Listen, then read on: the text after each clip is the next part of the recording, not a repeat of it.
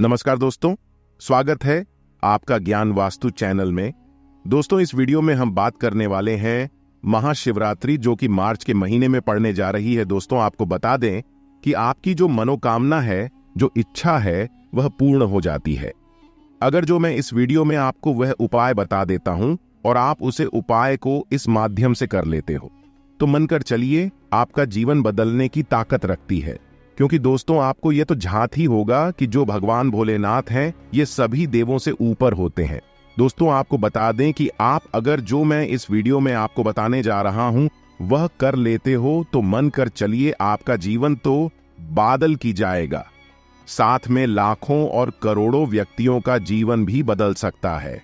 दोस्तों, आपको बता दें कि सबसे पहले हम इस वीडियो में बताएंगे कि महाशिवरात्रि के दिन आपको कौन सी गलतियां भूलकर भी नहीं करना है। दोस्तों, अगर आप इन गलतियों को विशेष रूप से ध्यान में रखते हो और कोई भी ऐसा कार्य नहीं करते हो तो मन कर चलिए, आपका जीवन बदलना तय है। दोस्तों, आपको बता दें कि 2024 की महाशिवरात्रि ऐसी शिवरात्रि अभी तक 12 वर्षों के बाद ही आई है। दोस्तों, आपको बता दें कि इस शिवरात्रि पर किया गया हर एक उपाय, हर एक मनोकामना पूर्ण हो सकती है। दोस्तों, इसके लिए पर आपको इस वीडियो को अंत तक देखना होगा। और दोस्तों, आपको बता दें कि इस वीडियो के अंत में मैं आपको शिवरात्रि के दिन खा लेना एक चीज, दोस्तों ये बहुत महत्वपूर्ण है कि शिवरात्रि के दिन आपको एक ऐसी चीज खा लेना है जिसको खाने के बाद आपकी जो मनोकामना है, जो इच्छा है, वह तुरंत ही पूर्ण हो सकती है। पर आपको इसके लिए ज्ञान वास्तु चैनल की इस वीडियो को संपूर्ण देखना होगा। दोस्तों, हम बारी बारी से सभी जानकारी को जानते हुए चलेंगे।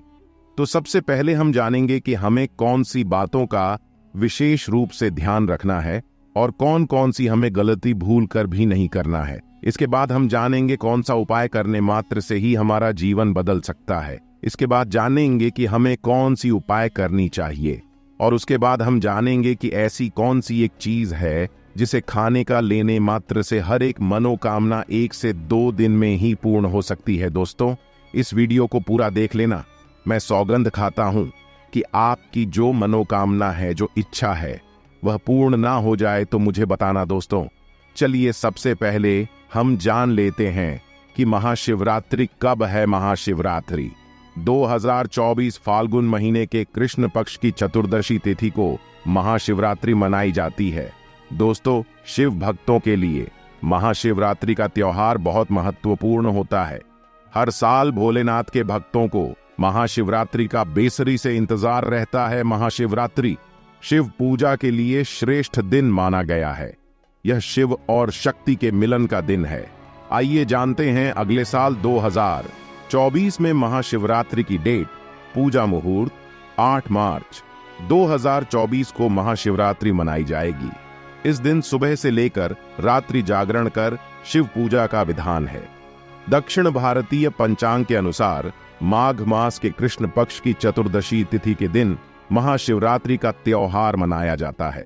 उत्तर भारतीय पंचांग के अनुसार फाल्गुन माह में आने वाली मासिक शिवरात्रि को महाशिवरात्रि के रूप में मनाया जाता है। पंचांग के अनुसार फाल्गुन माह के कृष्ण पक्ष चतुर्दशी तिथि 8 मार्च 2024 को रात 0:57 से शुरू होगी और अगले दिन 9 मार्च 2024 को शाम 6:01 पर समाप्त होगा। चूंकि शिवरात्रि की पूजा रात में होती है, इसलिए इसमें उदया तिथि देखना जरूरी नहीं है। महाशिवरात्रि हिंदुओं का एक प्रमुख त्योहार है। यह भगवान शिव के पूजन का सबसे बड़ा पर्व भी है। फाल्गुन कृत चतुर्दशी को महाशिवरात्रि पर्व मनाया जाता है। माना जाता है कि सृष्टि के प्रारंभ में इसी दिन मध्य रात्रि को भगवान शंकर का ब्रह्मा से रुद्र के रूप में अवतरण हुआ था। भगवान शिव जितनी जल्दी प्रसन्न होते हैं, उतनी ही जल्दी नाराज भी जल्दी हो जाते हैं। इसलिए शिवरात्रि के दिन और पूजा में कुछ बातों का विशेष ध्यान रखना जरूरी है। इस दिन सुबह देर तक नहीं सोना चाहिए। जल्दी उठ जाएं और बिना स्नान किए कुछ भी ना खाएं। व्रत नहीं है तो भी बिना स्नान किए भोजन ग्रहण नहीं करें। दोस्तों, ये गलती आप बोलकर भी मत करना। और शिवरात्रि के दिन कोई भी वस्तु को जब तक ना ही चुन और ना ही खाना चाहिए। अगला जान लेते हैं। सबसे जरूरी और ध्यान में रखने की बात है कि अगर शिवरात्रि का उपवास रख रहे हैं तो आपको सुबह जल्दी उठकर स्नान कर लेना चाहिए और गर्म पानी से शरीर की सारी अशुद्धि दूर करनी चाहिए। नए वस्त्र पहनना जरूरी नहीं है, लेकिन साफ सुथरे कपड़े ही पहने दोस्तों। आपको विशेष रूप से ध्यान रखना है और कोई भी गलती नहीं करना है। शिवरात्रि पर चावल, दाल और गेहूं से बने खाद्य पदार्थों से दूर रहना चाहिए। भक्तजनों को फल, दूध, चाय, कॉफी इत्यादि का सेवन करना चाहिए। शिवरात्रि के दिन भगवान शिव को यदि प्रसन्न करना चाहते हैं तो इस दिन काले रंग के कपड़े ना पहने दोस्तों। ऐसा माना जाता है कि काले कपड़े पहनने से हमारे शरीर में नकारात्मक ऊर्जा बढ़ती है, तो इसलिए आपको काले कपड़े तो भूल कर भी नहीं पहनी है। ज्यादातर हो सके तो घर में भी आप रहते हैं तो काले कपड़े ना ही पहले तो अच्छा है। ऐसी मान्यता है कि भक्तजनों को शिवलिंग पर चढ़ाए जाने वाले प्रसाद को ग्रहण नहीं करना चाहिए, क्योंकि इससे दुर्भाग्य आता है। ऐसा करने से धन हानि और बीमारियां भी हो सकती हैं। क्योंकि दोस्तों आपको बता दें कि वह महादेव ही थे जो नीलकंठ कहलाते हैं। क्योंकि नीलकंठ यह इसलिए कहलाते हैं कि जब समुद्र मंथन हुआ था तो महादेव ने अपने कंठ में विश्व को धारण कर लिया था, इसलिए उन्हें नीलकंठ कहा जाता है। और कभी कभी महादेव जागृत अवस्था में होते हैं तो उनसे ऐसा भी हो सकता है कि आपको कोई और आप उनके जो महादेव पर चढ़ाए गए पदार्थ हैं उनको आप खा लेते हो तो आप उनको सहन नहीं कर पाए, तो आपको बीमारी विशेष रूप से जरूर हो सकती है। इसलिए साफ कर ही खाएं। अगर आप खाना ही चाहते हैं तो विशेष रूप से उसे पहले पानी से अच्छे से साफ कर लें। उसके बाद आप जरूर महादेव पर चढ़े बेलपत्र या फिर फूल फलहार खा सकते हैं। ऐसा कहा जाता है कि शिवरात्रि पर भक्तों को सोने के बजाय जागरण करना चाहिए। रात्रि जागरण के समय भगवान शिव के भजनों और आरती गाना चाहिए व्रत को। अगली सुबह स्नान के बाद प्रसाद ग्रहण करके और भगवान शिव को तिलक लगाकर तोड़ा जा सकता है। यह चीजें नहीं चढ़ाएं। शिवलिंग पर कभी भी तुलसी की पत्ती नहीं चढ़ाएं। शिवलिंग पर दूध चढ़ाने से पहले यह ध्यान रखें कि पाश्चरीकृत या पैकेट का दूध इस्तेमाल ना करें और शिवलिंग पर ठंडा दूध ही चढ़ाएं। अभिषेक हमेशा ऐसे पात्र से करना चाहिए जो सोना, चांदी या कांसे का बना हो। अभिषेक के लिए कभी भी स्टील, प्लास्टिक के बर्तनों का प्रयोग ना करें। भगवान शिव को भूलकर भी केतकी और चंपा फूल नहीं चढ़ाए। ऐसा कहा जाता है कि इन फूलों को भगवान शिव ने शापित किया था। केतकी का फूल सफेद होने के बावजूद भोलेनाथ की पूजा में नहीं चढ़ाना चाहिए। सामान्यतः शिवरात्रि का व्रत सुबह शुरू होता है और अगली सुबह तक रहता है। व्रती को फल और दूध ग्रहण करना चाहिए। हालांकि सूर्यास्त के बाद आपको कुछ नहीं खाना चाहिए। भगवान शिव की पूजा में भूलकर भी टूटे हुए चावल नहीं चढ़ाया जाना चाहिए। अक्षत का मतलब होता है अटूट चावल। यह पूर्णता का प्रतीक है। इसलिए शिव जी को कथ चढ़ाते समय यह देख ले कि चावल टूटे हुए तो नहीं है दोस्तों। ऐसी गलती हमें कभी भी नहीं करना चाहिए, क्योंकि भगवान भोलेनाथ, आप ये तो जानते ही हैं कि यह सर्वज्ञ है और इन संपूर्ण सृष्टि का ज्ञान है दोस्तों। इसलिए हमें भगवान भोलेनाथ पर भूलकर भी टूटे फूटे चावल नहीं चढ़ाने चाहिए, बल्कि एक सही चावल चढ़ाना चाहिए, क्योंकि इससे आप पर, आपके परिवार पर नकारात्मक प्रभाव पड़ता है। इसलिए ऐसी गल भूलकर भी ना करें। शिवलिंग पर सबसे पहले पंचामृत चढ़ाना चाहिए। पंचामृत यानी दूध, गंगा जल, केसर, शहद और जल से बना हुआ मिश्रण। जो लोग 4 प्रहर की पूजा करते हैं उन्हें पहले प्रहर का अभिषेक जल, दूसरे प्रहर का अभिषेक दही, तीसरे प्रहर का अभिषेक घी और चौथे प्रहर का अभिषेक शहद से करना चाहिए। शिवरात्रि पर 3 पत्रों वाला बेलपत्र शिव को अर्पित करें और डंठल चढ़ाते समय आपकी तरफ हो टूटे हुए या कटे फटे बेलपत्र नहीं चढ़ाना चाहिए। भगवान शिव को दूध, गुलाब जल, चंदन, दही, शहद, घी, चीनी और जल का प्रयोग करते हुए तिलक लगाएं भोलेनाथ को। वैसे तो कई फल अर्पित किए जा सकते हैं, लेकिन शिवरात्रि पर बेर जरूर अर्पित करें, क्योंकि बेर को चिरकाल का प्रतीक माना जाता है। ऐसी मान्यता है कि शिवलिंग या भगवान शिव की मूर्ति पर केवल सफेद रंग के ही फूल ही चढ़ाने चाहिए, क्योंकि भोलेनाथ को सफेद रंग के ही फूल प्रिय हैं। शिवरात्रि पर भोलेनाथ को प्रसन्न करने के लिए चंदन का टीका लगा सकते हैं। शिवलिंग पर कभी भी कुमकुम का तिलक ना लगाएं। हालांकि भक्तजन मां पार्वती और भगवान गणेश की मूर्ति पर कुमकुम का टीका लगा सकते हैं। दोस्तों चलिए अब जान लेते हैं महाशिवरात्रि के दिन ऐसा कौन सा उपाय किया जाए जिससे कि हमारे जीवन के तारे ही बदल जाएंगे, और कौन से उपाय हमें महादेव को प्रसन्न करने के लिए जरूर करनी चाहिए। और इसके बाद हम बताएंगे कि महादेव को कौन सी एक चीज खिला देने से आपका जीवन भर के लिए बदल सकता है। क्योंकि आप ये तो जानते होंगे कि जो महाशिवरात्रि होती है ये साल में सिर्फ और सिर्फ एक बार ही आती है। तो आप वीडियो को बीच में छोड़कर ना जाएं और यह भी जरूर जानें कि महादेव को ऐसी कौन सी एक चीज खिला देने से आपका जीवन बदल सकता है। चलिए इससे पहले हम जान लेते हैं कि महादेव के महाशिवरात्रि के दिन कौन से उपाय हमें जरूर करना चाहिए। इस उपाय से पाएं धन। महाशिवरात्रि पर रात में किसी शिव मंदिर में दीपक जलाएं। शिव पुराण के अनुसार कुबेर देव ने पूर्व जन्म में रात के समय शिवलिंग के पास रोशनी की थी, इसी वजह से अगले जन्म में वे देवताओं के कोषाध्यक्ष बने। इसी प्रकार से अगर आप भी शिवलिंग के पास दिया जलाएंगे तो आपको भी धन की प्राप्ति होगी। पारद शिवलिंग महाशिवरात्रि पर छोटा सा पारा शिवलिंग लेकर आएं और घर के मंदिर में इसे स्थापित करें। शिवरात्रि से शुरू करके रोज इसकी पूजा करें। इस उपाय से घर की दरिद्रता दूर होती है और लक्ष्मी कृपा बनी रहती है। इस उपाय से आपके घर में सुख समृद्धि और खुशहाली भी बढ़ती है।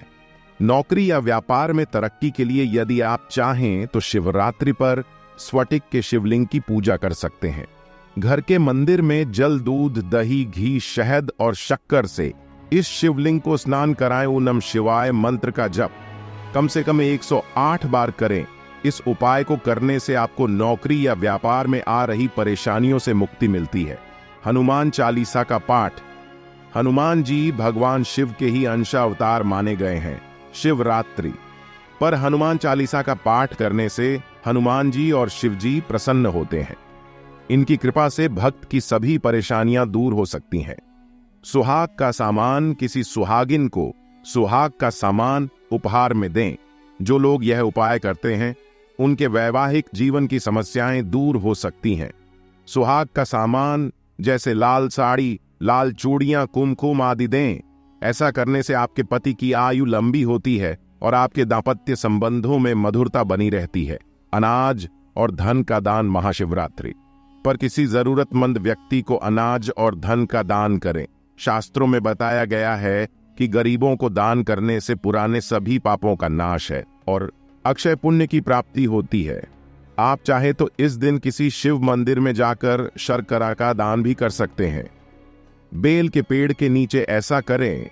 जो लोग शिवरात्रि पर किसी बेल वृक्ष के नीचे खड़े होकर खीर और घी का दान करते हैं उन्हें महालक्ष्मी की विशेष कृपा प्राप्ति होती है।